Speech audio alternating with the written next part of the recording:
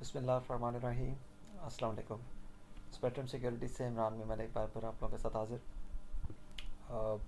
आने वाले सेशन यानी कि 16 अगस्त का व्यू डिस्कस कर लेते हैं कि किस तरह से चीज़ें एक्सपेक्टेड हैं। सबसे पहले हम आज का जो सेशन था उसका रिव्यू देख लेते हैं।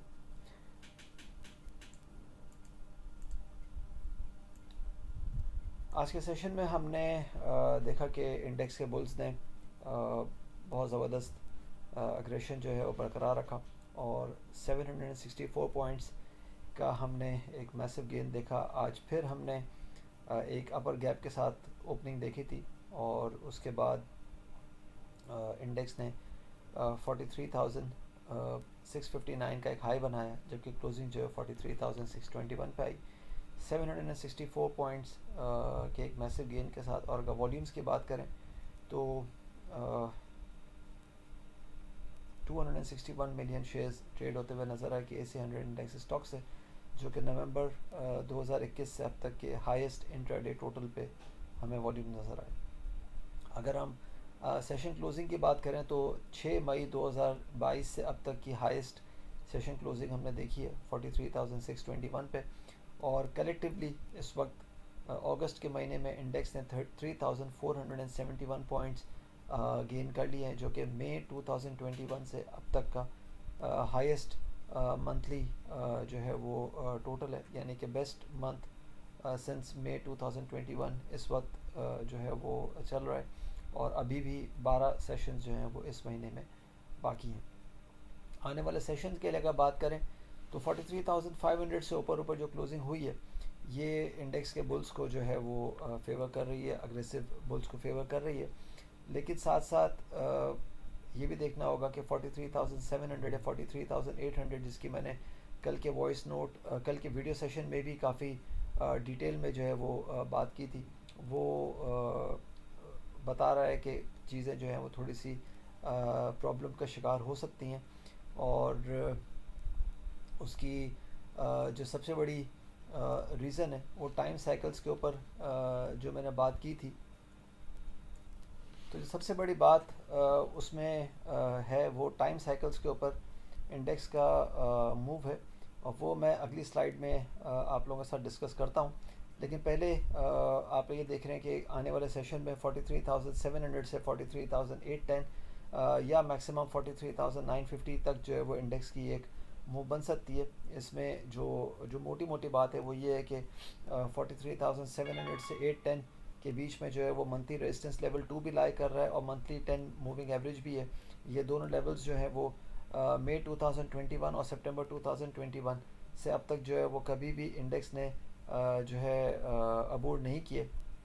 मंथली रेजिस्टेंस लेवल 2 जो है वो इंडेक्स ने मई 2021 से अब तक, और जो मंथली 10 मूविंग एवरेज जो है वो सितंबर 2021 से अब तक इंडेक्स ने जो है वो कभी भी सरपास नहीं किया।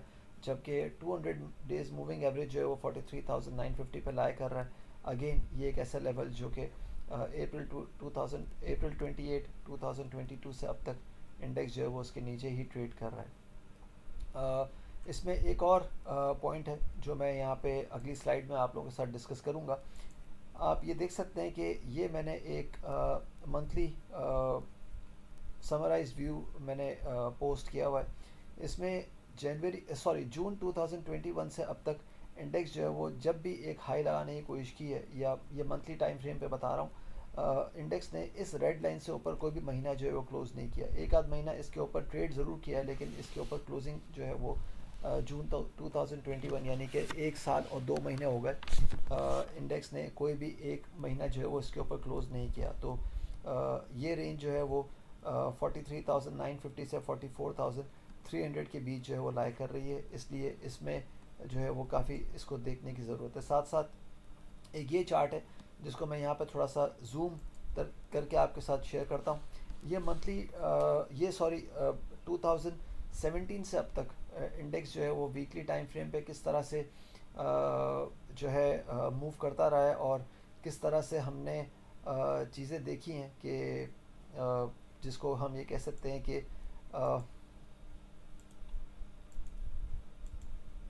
जिसको हम ये कह सकते हैं कि वीकली टाइम फ्रेम पे किस तरह से टाइम साइकिल्स के अंदर इंडेक्स ने मूव किया। तो अगर आप ये देखें तो मई 2017 से दिसंबर 2017 के बीच तकरीबन 210 दिन बने और इंडेक्स ने 53,130 से 37,730 का एक लो लगाया। 29% जो है वो इंडेक्स ने फॉल किया। उसके बाद दिसंबर 2017 से अप्रैल 2018 112 दिन बने और तकरीबन इंडेक्स ने वहाँ से 25% जो है वो गेन किया। फिर अप्रैल 2018 से जुलाई 2018 के बीच 98 डेज बने और इसमें इंडेक्स ने दोबारा से 18% फॉल देखा। जुलाई 2018 से लेके अगस्त 2018 के बीच में 21 दिन बने तकरीबन और इंडेक्स ने 13% जो है वहाँ से गेन किया।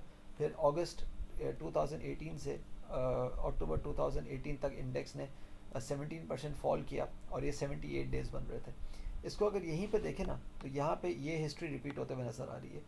जून 2021 से दिसंबर 2021 तकरीबन 185 डेज़, यहाँ पे 210 डेज़ थे, यहाँ तकरीबन 185 डेज़, ऑलमोस्ट 2017 का ही हमने पैटर्न रिपीट होते हुए देखा।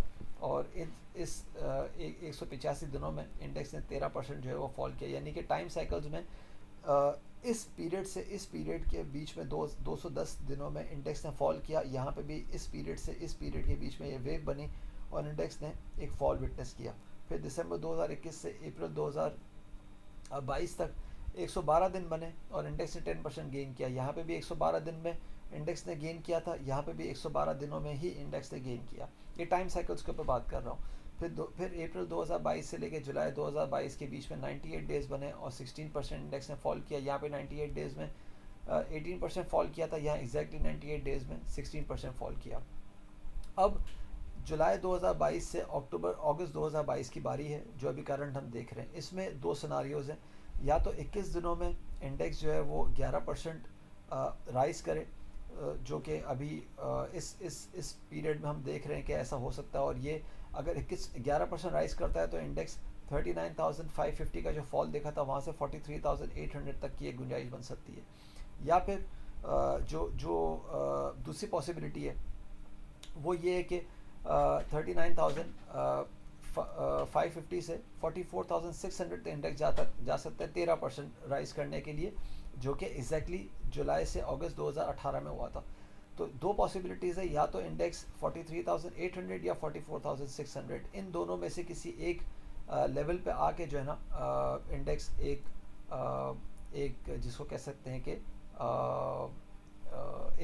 एक मूव बना सकता है। और ये 21 दिनों में ही या 21 से 25 दिनों में ही ये लेवल जो है वो हिट होते हुए हमें नज़र आएगा। उसके बाद हमने जब अगस्त से अक्टूबर तक 78 डेज़ में 17% फॉल देखा था, तो अगर हम ये बात करें कि 43,800 से अगर 17% फॉल आता है तो 36,350 तक का आ सकता है। और अगर 44,600 से बात करें तो 37,000 तक का एक फॉल हम दे सकते हैं नेक्स्ट 79 से 80 डेज़ में, अगर ये टाइम साइकिल्स इसी तरह से रिपीट हो रहे हैं। क्योंकि इस पीरियड में हमने देखा है कि 1 2 3 4 5 6 1 2 3 4 5 पीरियड्स में ये टाइम स्केल इसी तरह से फॉलो हुआ है। और ये इस वक्त चौथा पीरियड जो है वो हम देख रहे हैं। 3 पीरियड्स में एग्जैक्टली हमने वैसे देखा है, चौथा पीरियड अभी हम देख रहे हैं। तो ये 5 वेव्स इसी तरह बनी थी, ये 5 वेव इसी तरह बन सकती हैं कि इंडेक्स या तो 43,800 या 44,600, ये मैं यहाँ पे जूम भी कर देता हूँ, या तो 43,800 या 44,600 से एक फॉल हम एक्सपेक्ट कर सकते हैं 37,100 या 36,300 तक का। अगले ज़ाहिर है तकरीबन 78 डेज़ की अगर बात कर रहा हूँ तो इट मीन्स के तकरीबन 2 से ढाई महीने इसमें जो है वो नज़र आ सकते हैं। साथ साथ मैं कुछ हिस्ट्रीज़ आप लोगों के साथ शेयर करूँ। 5 अगस्त 2022 को नेटसोल का मैंने बताया था कि 16% ये गेन दे सकता है और टेलीकार्ड 20% गेन दे सकता है। आप ये देख लें कि वहाँ से साथ में ज़ाहिर मैंने अपने क्लाइंट्स को लिखा था कि रिपोर्ट में डिटेल्स पड़ी होंगी, लेकिन आप ये देखें कि नेटसोल ने इस वक्त तकरीबन 9.5% गेन दे दिया और टेलीकार्ड ने तकरीबन 13% गेन जो है वो अभी तक दे दिया है। NRL के बारे में ये कॉल मैंने दी थी व्हाट्सएप पे 10 अगस्त को कि 252, 266 या 284 तक NRL जा सकता है। 243 से 244 के रेंज में ट्रेड कर रहा था, 234 का मैंने स्टॉप बताया था। यूनिटी का मैंने कल के वीडियो में भी पोस्ट किया था कि 21 जुलाई को मैंने जो कॉल दी थी, आप देखेंगे यूनिटी कहाँ खड़ा हुआ है। फिर साथ में सीमेंट्स का 22 जुलाई को मैंने चराट सीमेंट, मेपल लीफ सीमेंट और INIL की मैंने ये कॉल्स दी थी। आप ये देखें कि किस लेवल पे मैंने स्टॉप बताए थे और कहाँ क्या टारगेट्स मैंने बताए थे। अल्हम्दुलिल्लाह वो टारगेट्स ऑलमोस्ट